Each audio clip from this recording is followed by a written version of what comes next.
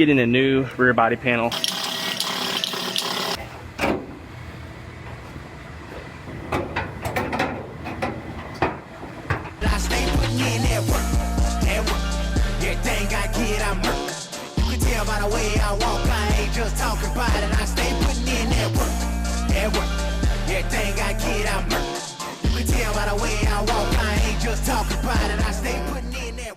I have a Hyundai Elantra here. This one got hit in the back and it's getting a new rear body panel.